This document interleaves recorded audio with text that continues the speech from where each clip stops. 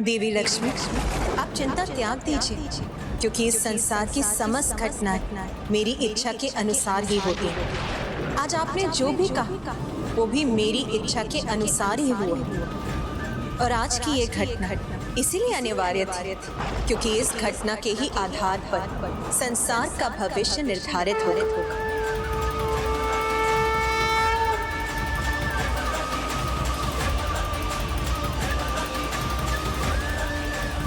भविष्य में ऐसा क्या होने वाला था माँ? हैग्रीव नामक दैत्य का जन्म।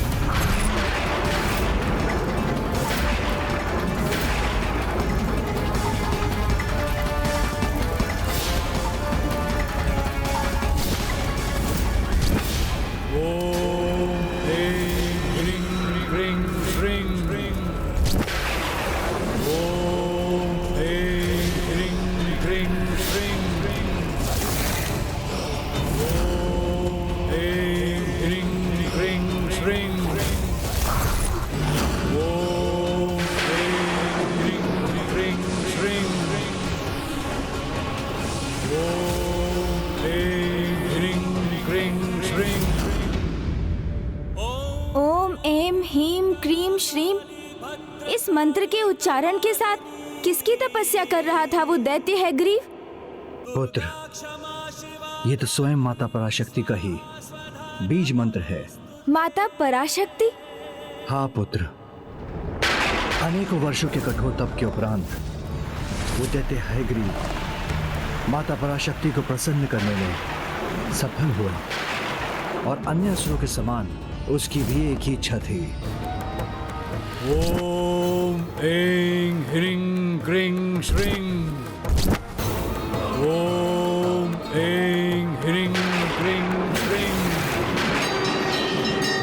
ओम ऐं ह्रीं क्रीं श्रीं।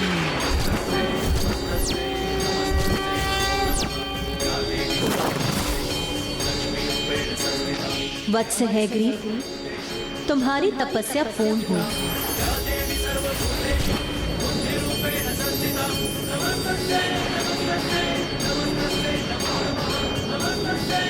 प्रणाम माता। कहो, क्या इच्छा है तुम्हारी? मुझसे क्या वरदान चाहते हो तुम? अमृतत्व माता, अमृतत्व चाहता हूँ मैं, अमृतत्व चाहता हूँ मैं।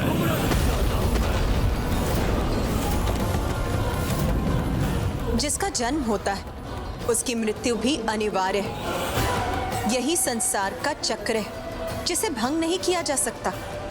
इसीलिए तुम मुझसे कोई अन्य वरदान मांग लो।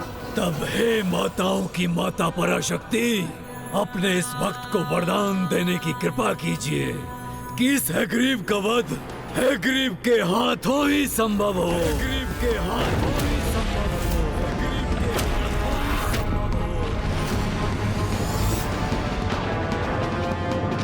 तथास्तु, तथास्तु।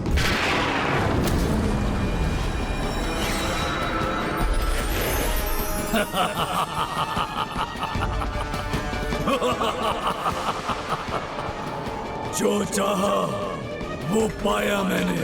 अनूठा हूँ मैं जगत में, एकमात्र मैं ही हूँ जिसका शीश अश्व का है और तन मनुष्य का।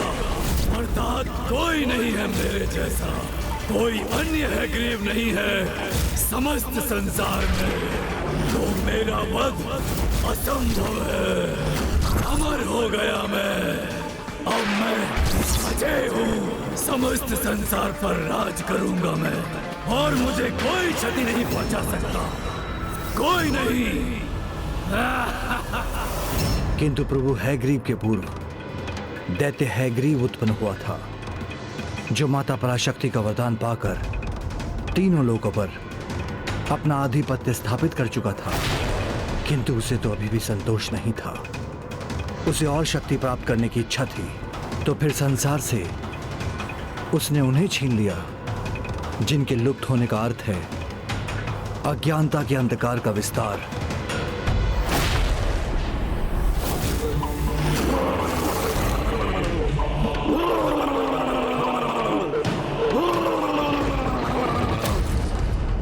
ये भयंकर स्वर, ये स्वर तो उस दुष्ट असुर हैग्रीव का है जिसने अपने आतंक से तीनों लोगों को आतंकित कर रखा है।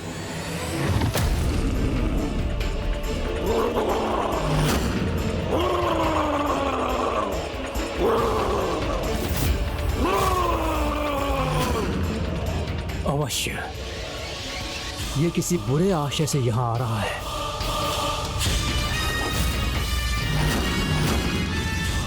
नहीं ब्रह्मदेव नहीं, रुकिए, मत कीजिए व्यर्थ प्रयास। त्रिलोक विजेता हूँ मैं। मेरी बुद्धि का, युक्ति का कुछ तो सम्मान कीजिए और इस बात को समझिए कि आपके कमंडल के जल की शक्ति मेरे वरदान के बल से कहीं कम है। किंतु फिर भी आप चाहते हैं तो लीजिए, मैं प्रस्तुत हूँ। प्रयोग कर लीजिए अपने इस जल का मुझ पर। हैग्रीव, तीनों लोकों पर तो तुमने विजय प्राप्त कर ही ली है, फिर यहाँ ब्रह्मलोक में क्या करने आए हो? क्या करूं? मैं लाचार हूँ अपने विचार से। जो चाहता हूँ पाता हूँ मैं। और ये त्रिलोक विजेता भला क्या कहेगा कि निर्विरोध अनंत काल तक निरंतर स्थापित रहे मेरा शासन इस सृष्टि पर। मेरी रुचि ब्रह्मलोक में नहीं, उसमें है जो यहाँ स्थित है और जिसे प्राप्त करने से मेरी अनंत काल तक राज करने की इच्छा पूर्ण अवश्य होगी। अर्थात ये यहाँ से वेद प्राप्त करने आया है। उचित समझा अपने देवी सरस्वती, सर्वथा उचित समझा। यहाँ से वेद ही चाहिए मुझे।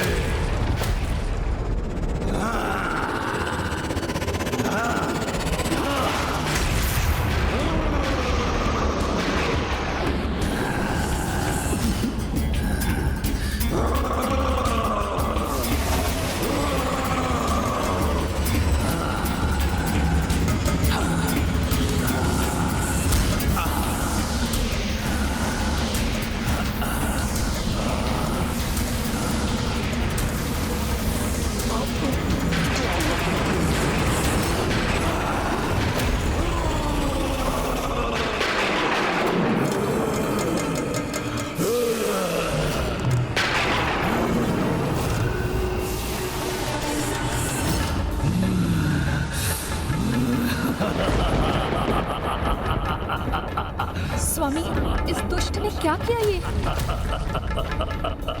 अनर्थ, घोर अनर्थ कर दिया तुमने। वेद जो समस्त ज्ञान के स्रोत हैं, जो स्वयं माता पराशक्ति से मुझे सृष्टि के सृजन हेतु प्राप्त हुए थे, उन्हें तुमने छीन लिया, अपने में समाहित कर लिया। हैग्रीव, वेद मुझे वापस लौटा दो, उन्हें अपने साथ ले जाने का विचार त्याग दो। हैग्रीव। ब्रह्मदेव, मैंने कहा ना, मैं लाचार हूँ अपने विचार से। किंतु आप चिंता मत कीजिए, आपसे भी कहीं अधिक माता के ये बहुमूल्य उपहार मेरे पास सुरक्षित रहेंगे। मुझसे कोई नहीं हर सकेगा वेद को।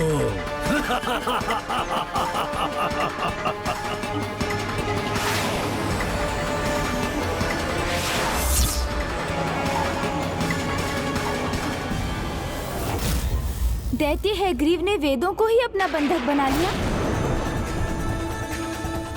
तब तो संसार ज्ञान रहित हो गया होगा, यज्ञ आदि थम गए होंगे। ऋषि मुनि जो ज्ञान सरिता में डूबे रहने के अभ्यस्त होते हैं, वो अज्ञानता के अंधकार से घिर गए होंगे। हाँ पुत्र, यही तो आशय था दैत्य हैग्रीव का। एक प्रकार से वेद पर अधिकार कर उसने अज्ञानता और अधर्म का ऐसा विस्तार सुनिश्चित किया कि सृष्टि उसके प्रभाव से मुक्त ही ना हो सके। और तब ब्रह्मदेव और देवताओं के पास एक ही विकल्प था, सृष्टि के पालनकर्ता श्री हरि नारायण। उचित, तो मैं स्वयं जाऊंगा, उस दुष्ट हैग्रीव से वेदों को मुक्त करवा कर लाऊंगा।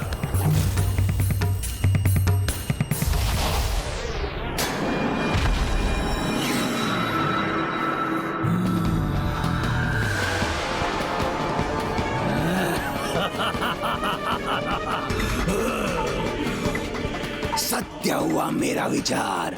ज्ञान रहित सृष्टि में अधर्म और अज्ञानता के अंधकार का विस्तार होगा। अब तो महानतम दिव्य देवता भी मुझसे संघर्ष करने आ जाएं, तो वो भी मुझे अपने इस सिंहासन से नहीं डिगा सकेंगे।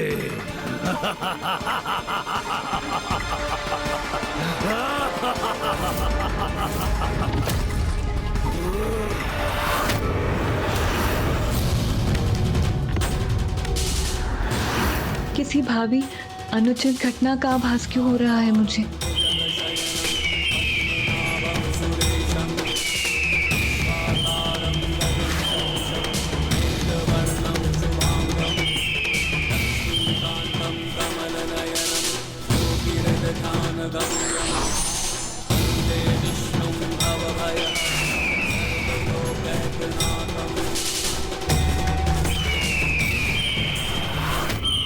हैग्रीव ने अपने वरदान का उल्लेख किया था।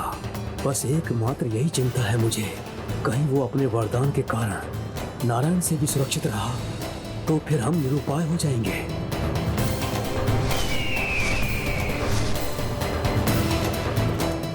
मैं आपको श्राप देती हूँ कि आपका शीश जो मेरी ओर देखने के लिए मुड़ न सका, वो शीश अपने तन से विलग हो जाए।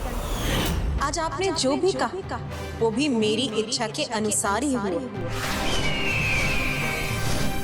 किसी बड़े अनिष्ट की आहट सुनी हो मैंने, ऐसा क्यों लग रहा है मुझे?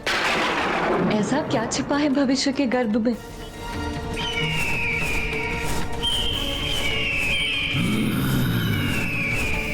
किसका भीषण स्वर है ये?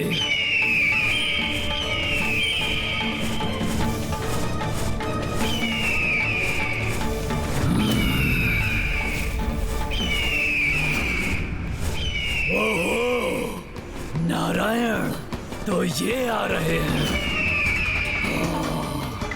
उचित है, आने दो इन्हें भी। इनकी पराजय से एक और लोग मेरे अधीन हो जाएगा एवं और बढ़ेगी मेरे सिंहासन की प्रतिष्ठा। नारायण, ब्रह्मदेव एवं अन्य देवतागण कुछ नहीं कर सके तो उन्होंने आपको यहाँ भेज दिया, किंतु कदाचित आपको ज्ञात नहीं, समस्त ब्रह्मांड में ऐसा कोई नहीं जो मेरा वध कर सके। अनंत काल तक राज करूंगा मैं इस सृष्टि पर और कोई भी मुझे क्षति नहीं पहुंचा सकेगा। हैग्रीव, भ्रम है तुम्हारा। जिसका भी आरंभ हुआ है उसका अंत निश्चित, और तुम्हारे जैसे दुष्ट तो अपने अंत को स्वयं आमंत्रित करते।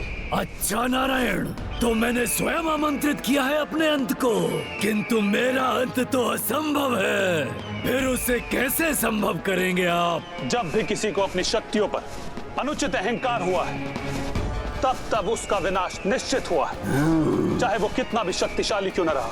यदि तुम स्वयं को सुरक्षित करना चाहते हो तो मुझे वो वेद लौटा दो जिनका हरण तुमने किया है, अन्यथा तुम्हारा अंत तुम्हारे समक्ष। अपनी कल्पना की उड़ान मत भरिए नारायण, और ये बताइए कि वेदों को मुझसे छीनेंगे कैसे, क्योंकि उसे तो वही प्राप्त कर सकता है जो मेरे शीश को मेरे तन से विलग करने की क्षमता रखता हो। और ये मुझे भली भांति ज्ञात है कि आप में वो क्षमता कदापि नहीं है।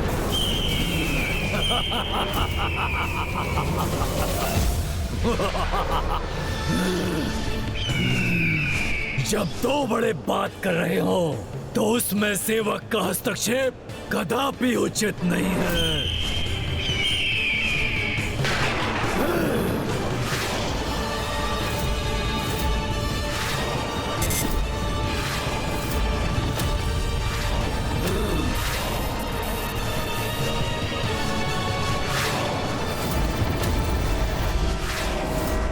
गरुड़ जी,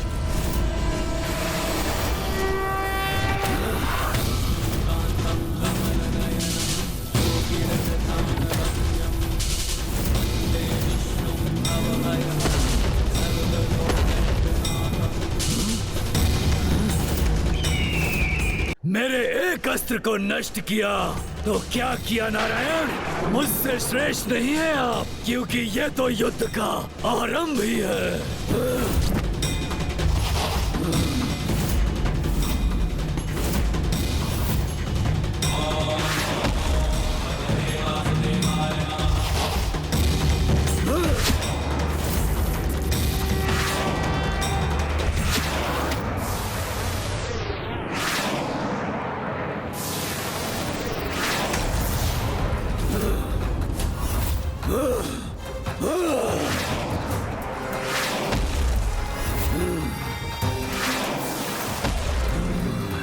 उचित है नारायण, यदि आप युद्ध ही चाहते हैं तो युद्ध ही होगा हमारे मध्य।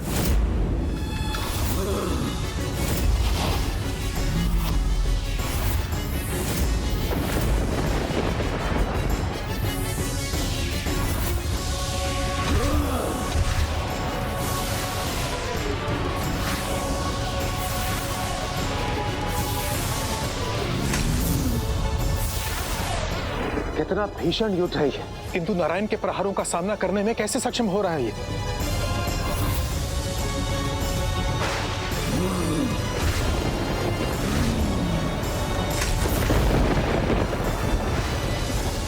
कब अंत होगा इस दुष्ट हैग्रीव के साथ इस भयंकर युद्ध का? और कब मुक्त होगी ये सृष्टि इस दुष्ट के आतंक से?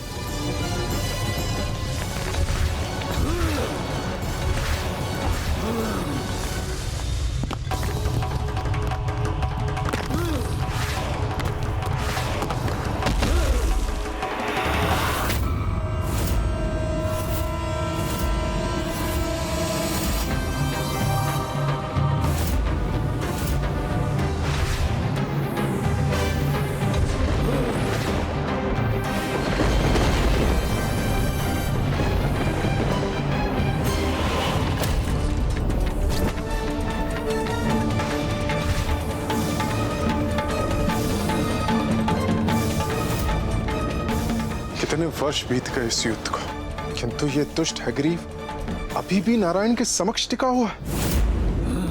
अथक प्रयासरत रहा मैं इस दुष्ट के वध के लिए, किंतु ये तो अब भी स्थित कोई लाभ नहीं रहा इस युद्ध का, और अब तो मैं भी अत्यधिक क्लांत हो चुका हूँ।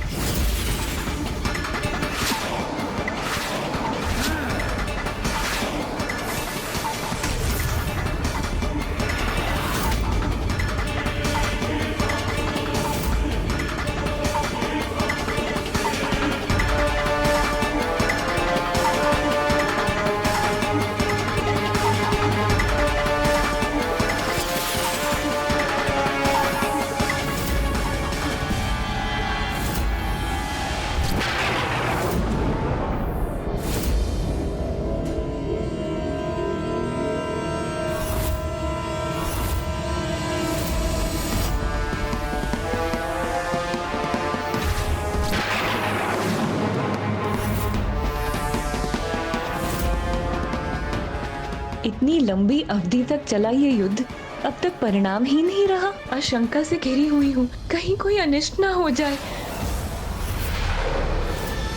मैं आपको श्राप देती हूँ कि आपका शीश तन से विलग हो जाए। स्वामी को अपने श्राप से श्रापित किया था मैंने, कहीं ये वही क्षण तो नहीं? नहीं, ऐसा अनर्थ नहीं हो सकता।